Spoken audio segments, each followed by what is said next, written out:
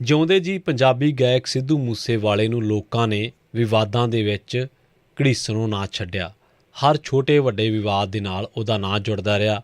ਉਹ ਕਈ ਵਾਰੀ ਅੱਕ ਕੇ ਆਪਣੇ ਇੰਸਟਾਗ੍ਰਾਮ ਅਕਾਊਂਟ 'ਤੇ ਜਦੋਂ ਲਾਈਵ ਹੁੰਦਾ ਤਾਂ ਬਥੇਰੀਆਂ ਸਫਾਈਆਂ ਦਿੰਦਾ, ਪਰ ਕਿਸੇ ਨੇ ਉਹਦੀ ਇੱਕ ਨਾ ਸੁਣੀ। ਲੋਕ ਚਸਕਾਰੇ ਲੈਂਦੇ ਰਹੇ, ਮਸਕਰੇ ਕਰਦੇ ਰਹੇ, ਖਬਰਾਂ ਛਪਦੀਆਂ ਰਹੀਆਂ ਅਤੇ ਇੱਕ ਵਾਰ ਤਾਂ ਉਹ ਆਪਣੇ ਮਾਂ ਪਿਓ ਦੇ ਨਾਲ ਗਲ ਲੱਗ ਕੇ ਰੋਇਆ ਵੀ ਕਿ ਇੰਨਾ ਬੇਵਜ੍ਹਾ ਮੈਨੂੰ ਤੰਗ ਕਿਉਂ ਕੀਤਾ ਜਾਂਦਾ ਹੈ।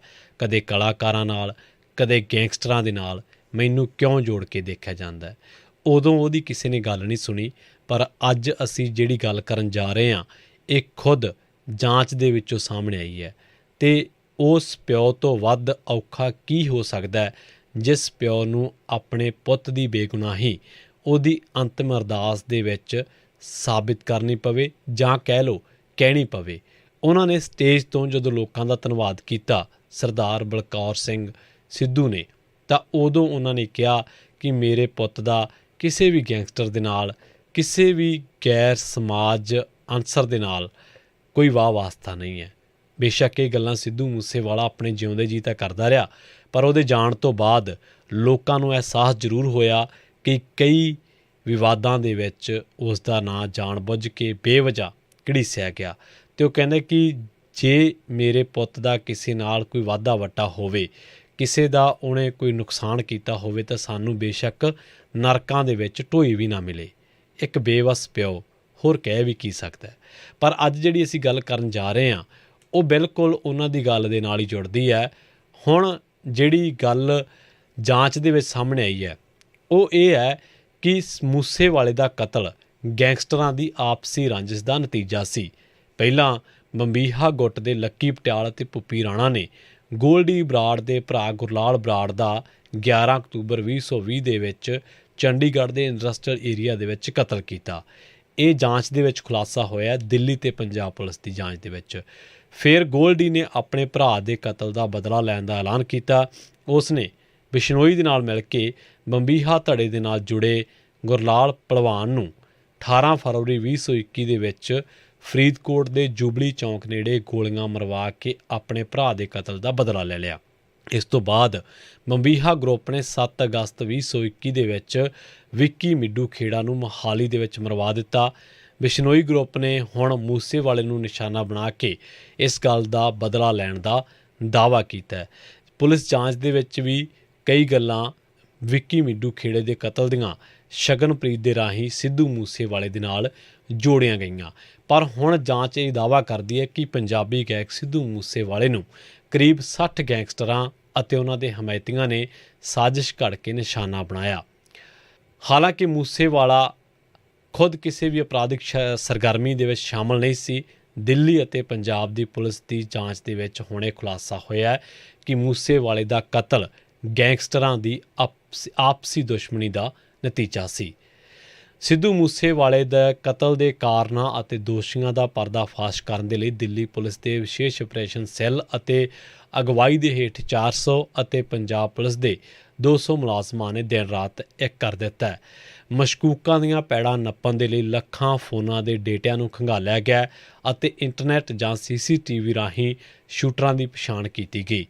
ਇੰਨੀ ਭੱਜ ਨੱਠ ਕਰਨ ਦੇ ਬਾਵਜੂਦ 6 ਸ਼ੂਟਰਾਂ ਦੇ ਵਿੱਚੋਂ 3 ਅਜੇ ਵੀ ਗਿਰਫਤ ਦੇ ਵਿੱਚੋਂ ਬਾਹਰ ਨੇ। ਸਿੱਧੂ ਮੂਸੇਵਾਲੇ ਦੇ ਕਤਲ ਦੇ ਲਈ ਜਿਹੜੇ ਹਥਿਆਰ ਵਰਤੇ ਗਏ ਉਹ ਵੀ ਅਜੇ ਤੱਕ ਨਹੀਂ ਮਿਲੇ। ਸੋ ਪੁਲਿਸ ਜਾਂਚ ਅਤੇ ਮੁਲਜ਼ਮਾਂ ਵੱਲੋਂ ਸੋਸ਼ਲ ਮੀਡੀਆ 'ਤੇ ਜਿਹੜੇ ਦਾਅਵੇ ਕੀਤੇ ਗਏ ਨੇ ਉਹਨਾਂ ਦੀਆਂ ਤੰਦਾਂ ਜੋੜਦਿਆਂ ਪੰਜਾਬ ਅਤੇ ਦਿੱਲੀ ਪੁਲਿਸ ਦਾ ਕਹਿਣਾ ਹੈ ਕਿ ਗੈਂਗਸਟਰ ਲਾਰੈਂਸ ਬਿਸ਼ਨੋਈ ਨੇ ਤਿਹਾੜ ਜੇਲ੍ਹ ਦੇ ਵਿੱਚੋਂ ਹੀ ਮੂਸੇਵਾਲੇ ਨੂੰ ਮਾਰਨ ਦਾ ਫਰਮਾਨ ਦਿੱਤਾ ਸੀ।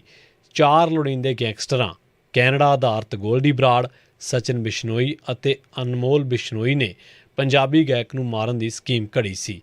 ਉਹਨਾਂ ਦਾ ਪੰਜਾਬ, ਹਰਿਆਣਾ ਅਤੇ ਦਿੱਲੀ ਦੀਆਂ ਘੱਟੋ ਘੱਟ 10 ਜੇਲ੍ਹਾਂ ਦੇ ਵਿੱਚ ਨੈਟਵਰਕ ਜੁੜਿਆ ਹੋਇਆ ਸੀ। ਇੱਕ ਹੋਰ ਗੈਂਗਸਟਰ ਜੱਗੂ ਭਗਵਾਨਪੁਰੀਏ ਨੇ 2 ਸ਼ੂਟਰ ਮੁਹੱਈਆ ਕਰਵਾਏ ਅਤੇ ਇਸ ਕਤਲ ਦੀ ਵਜ੍ਹਾ ਜੋ ਅਸੀਂ ਕਹਾਣੀ ਹੁਣ ਤੱਕ ਪੁੱਪੀ ਰਾਣਾ, ਲੱਕੀ ਪਟਿਆਲ ਤੋਂ ਲੈ ਕੇ ਗੁਰਲਾਲ ਬਰਾੜ, ਉਸ ਤੋਂ ਬਾਅਦ ਗੁਰਲਾਲ ਭਲਵਾਨ, ਉਸ ਤੋਂ ਬਾਅਦ ਬੰਬੀਹਾ ਗਰੁੱਪ, ਫਿਰ ਅੰਕਿਤ ਭਾਦੂ ਗਰੁੱਪ ਦੇ ਅੰਕਿਤ ਭਾਦੂ ਦੇ एनकाउंटर ਦੇ ਨਾਲ ਜੋ ਖਬਰਾਂ ਜੁੜੀਆਂ ਜੋ ਉਸ ਬਾਬਤ ਅਸੀਂ ਚਰਚਾ ਕਰਕੇ ਹਟੇ ਹਾਂ, ਜੋ ਜਾਣਕਾਰੀਆਂ ਤੁਹਾਨੂੰ ਦੱਸ ਕੇ ਹਟੇ ਹਾਂ, ਉਹ ਗੱਲਾਂ ਉੱਥੇ ਜਾ ਕੇ ਜੁੜਦੀਆਂ ਨੇ। ਹੁਣ ਗੋਲਡੀ ਬਰਾੜ ਨੇ ਇਹ ਵੀ ਗੱਲ ਕਹੀ ਹੈ ਕਿ ਸਿੱਧੂ ਮੂਸੇਵਾਲੇ ਦਾ ਕਤਲ ਕਰਨਾ ਉਹਨਾਂ ਦੇ ਵਕਾਰ ਦਾ ਸਵਾਲ ਬਣ ਗਿਆ ਸੀ। ਉਹ ਕਹਿੰਦਾ ਮੂਸੇਵਾਲਾ ਸਾਨੂੰ ਖੁੱਲ੍ਹੀ ਚੁਣੌਤੀ ਦਿੰਦਾ ਸੀ ਤੇ ਸਾਨੂੰ ਉਕਸਾਉਂਦਾ ਰਹਿੰਦਾ ਸੀ। ਹਰਵਿੰਦਰ ਰਿੰਦਾ ਉਹਦੇ ਦਖਲ ਤੋਂ ਬਾਅਦ ਅਸੀਂ ਉਹਨੂੰ ਛੱਡ ਦਿੱਤਾ ਸੀ। ਉਸ ਨੇ ਕਿਹਾ ਕਿ ਵਿੱਕੀ ਮਿੱਡੂ ਖੇੜਾ ਦੇ ਕਤਲ ਤੋਂ ਬਾਅਦ ਉਸ ਨੂੰ ਛੱਡਿਆ ਨਹੀਂ ਸੀ ਜਾ ਸਕਦਾ ਤੇ ਕੁਝ ਨਾ ਕੁਝ ਕਰਨਾ ਪੈਣਾ ਸੀ। ਲਾਰੈਂਸ ਬਿਸ਼ਨੋਈ ਨੇ ਵੀ ਪੁੱਛ ਪੜਤਾਲ ਜਿਹੜੀ ਪੁਲਿਸ ਨੇ ਕੀਤੀ ਹੈ ਉਹਦੇ ਵਿੱਚ ਇਹ ਗੱਲ ਦੀ ਹਾਮੀ ਭਰੀ ਹੈ, ਦਾਅਵਾ ਕੀਤਾ ਕਿ ਇਹ ਕੋਈ ਸੁਪਾਰੀ ਲੈ ਕੇ ਕਤਲ ਨਹੀਂ ਕੀਤਾ। ਮੂਸੇਵਾਲਾ ਆਪਣੇ ਗੀਤਾਂ ਦੇ ਰਾਹੀਂ ਸਾਨੂੰ ਉਕਸਾਉਂਦਾ ਰਹਿੰਦਾ ਸੀ।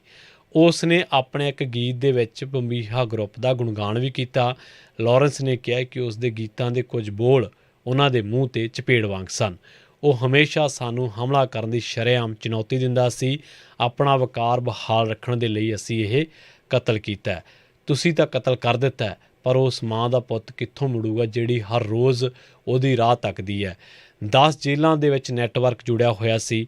ਪੰਜਾਬ ਦੇ ਵੱਡੇ ਗਾਇਕ ਦੇ ਕਤਲ ਦੀ ਪਲੈਨਿੰਗ ਚੱਲ ਰਹੀ ਸੀ ਕਿ ਪੰਜਾਬ ਪੁਲਿਸ, ਪੰਜਾਬ ਸਰਕਾਰ, ਪੰਜਾਬ ਦਾ ਖੁਫੀਆ ਨੈਟਵਰਕ ਹੀ ਸੁੱਤਾ ਪਿਆ ਸੀ।